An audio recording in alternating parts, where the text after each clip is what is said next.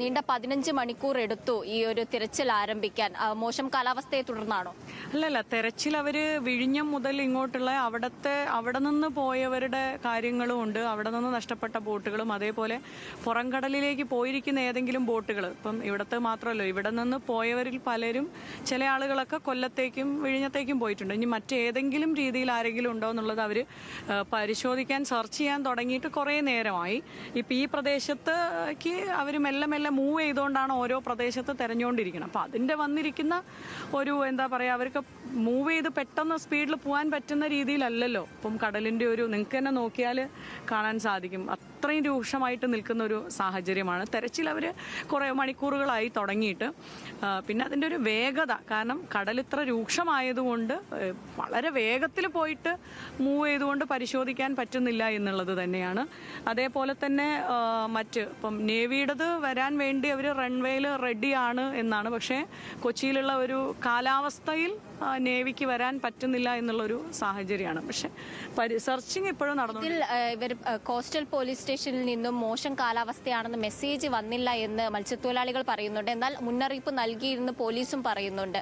ഈ കേന്ദ്ര കാലാവസ്ഥാ വകുപ്പ് കേരള, കർണാടക, ലക്ഷദ്വീപ് തീരങ്ങളിൽ മത്സ്യബന്ധനത്തിന് പോകാൻ പാടില്ല എന്ന മുന്നറിയിപ്പ് നൽകിയിട്ടുണ്ട്. ഇത് തൊഴിലാളികളിലേക്ക് എത്തുന്നില്ല, അതാണ് പ്രശ്നം. അപ്പോൾ അത് പരിഹരിക്കാൻ എന്തെങ്കിലും നടപടി ഉണ്ടാകുമോ? ഇപ്പൊ ഏത് സമയത്താണ് ഈ മത്സ്യത്തൊഴിലാളികളെല്ലാം പുറംകടലിലേക്കും അല്ലെങ്കിൽ മത്സ്യബന്ധനത്തിനായിട്ട് പോയത് എന്നുള്ളത് ആർക്കും വ്യക്തതയില്ല. പിന്നെ അറിയിപ്പ് വരുന്നതിന് മുൻപായിട്ടാണോ പോയത്, അറിയിപ്പ് എത്തുന്നതിന് ശേഷമാണോ പോയത് എന്നൊക്കെ മത്സ്യത്തൊഴിലാളികൾ പറയുന്നത് ഇവർക്ക് അപകടം പറ്റിയതിന് ശേഷമാണ് മുന്നറിയിപ്പ് വരുന്നത് എന്നാണ്. അല്ല, അത് ഇപ്പം നമുക്ക് ബന്ധപ്പെട്ട ഡിപ്പാർട്ട്മെൻറ്റുമായിട്ട് പരിശോധിച്ചിട്ടാണ് അതിനിപ്പോൾ നമുക്ക് മറുപടി പറയാൻ പറ്റുള്ളൂ. കാരണം അതിലെ കമ്മ്യൂണിക്കേഷൻസ് എങ്ങനെയാണ് മത്സ്യത്തൊഴിലാളികൾക്ക് പോയതും ഏത് സമയത്താണ് പോയിട്ടുള്ളത്, അതിലുള്ള വ്യക്തത വരുത്തേണ്ടതുണ്ട്. പക്ഷേ നമ്മളെ സംബന്ധിച്ചിടത്തോളം, തീരദേശ മേഖലയിലുള്ളവരെ സംബന്ധിച്ചിടത്തോളം ഏക ആശ്രയം ഈ കടലാണ്. അപ്പോൾ അവരെ സംബന്ധിച്ച് അവർക്ക് ആ കാലാവസ്ഥ അനുകൂലമായി എന്ന് തോന്നുന്ന സമയത്താണ് അവർ മത്സ്യബന്ധനത്തിന് പോവുക. ആ പോയി കഴിഞ്ഞതിന് ശേഷം ഇപ്പോൾ വാട്സപ്പിലൂടെയോ അല്ലെങ്കിൽ മറ്റു രീതിയിലൊന്നും നെറ്റ്വർക്ക് കിട്ടിയിട്ടില്ലെങ്കിലും അറിയിക്കാൻ കഴിയാതെ വന്നിട്ടുണ്ടോ എന്നുള്ളതും പരിശോധിക്കപ്പെടേണ്ടതാണ്. അത്തരൊരു മെസ്സേജ് പോകാനുള്ള കാലതാമസം ഉണ്ടായിട്ടുണ്ടോ എന്നുള്ളതും പരിശോധിക്കേണ്ടത്. പിന്നെ ഉച്ചയ്ക്ക് പോയവരുണ്ട്, കാലത്ത് പോയവരുണ്ട്. അതിൽ ചില ആളുകൾക്ക് കൊല്ലത്ത് മെസ്സേജ് വന്ന സമയത്ത് മെസ്സേജ് കിട്ടിയപ്പോൾ അത് പാസ് ചെയ്തപ്പം അതിൽ 1-2 വള്ളങ്ങൾ വിഴിഞ്ഞത്തേക്ക് പോയിട്ടുണ്ട്. അതിൽ ഇന്നലെ 7 മണിക്ക് കയറിയതാണ് ഇവിടുത്തെ പഞ്ചായത്ത്. ഇത്തരം മോശം കാലാവസ്ഥയുള്ള ഒരു സാഹചര്യത്തിൽ, കാലവർഷത്തിന്റെ ഒക്കെ സാഹചര്യത്തിൽ അവർക്കൊരു സംരക്ഷണം ഒരുക്കിയാൽ ഈ സാഹചര്യത്തിൽ അവർ കടലിൽ പോകേണ്ട ഒരു അവസ്ഥ വരില്ലല്ലോ. അതിലെന്തെങ്കിലും ഒരു നടപടിയോ എന്തെങ്കിലും പ്ലാൻ ചെയ്യുമോ?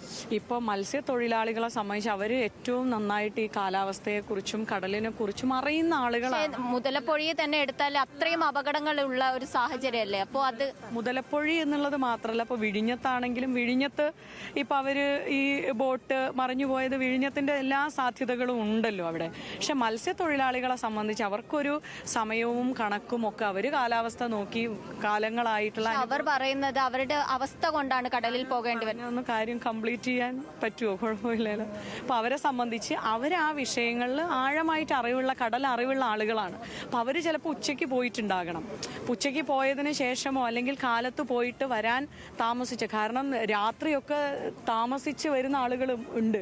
കടലിൽ, ആഴക്കടലിലേക്ക് പോയിട്ട് വരുന്ന ആളുകളും ഉണ്ട്. കൊച്ചു വള്ളങ്ങളാണ് ഏറ്റവും കൂടുതലായിട്ട് മുതലപ്പൊഴിയിൽ നിന്ന് പോകുന്നത്. അപ്പം അതിനകത്ത് നിന്ന് പോയ സമയങ്ങളിൽ, ഇവർ പോകുന്ന സമയത്ത് അത്തരം ഒരു കാലാവസ്ഥാ വ്യതിയാനങ്ങൾ ഉണ്ടാവില്ല. പക്ഷെ അതിനുശേഷമാണോ ഈ അറിയിപ്പ് പോയത് എന്നുള്ളതും നമുക്കറിയില്ല, വ്യക്തമല്ല. ഇവർ പോയത് എപ്പോഴാണെന്ന് നമുക്കറിയില്ല. അപ്പം അതിലെന്തെങ്കിലും വീഴ്ച പറ്റിയിട്ടുണ്ടോ ഇല്ലയോ എന്നുള്ളത് അത് മുതലപ്പൊഴിയിൽ ഇന്നലെ രാത്രി ഉണ്ടായ അപകടത്തിൽ മത്സ്യത്തൊഴിലാളികൾ ഇതുവരെ കണ്ടെത്താനായിരുന്നില്ല. കാലാവസ്ഥയടക്കം പ്രതികൂലമായെന്നാണ് അവിടെ ആദ്യം അവിടെ നിന്ന് വന്ന റിപ്പോർട്ടുകൾ. പിന്നീട് ഇപ്പോൾ കപ്പൽ കൂടി വിഴിഞ്ഞത്ത് എത്തിയിട്ടുണ്ട്. രക്ഷാപ്രവർത്തനം അവിടെ തുടരുകയാണ് ഇപ്പോൾ.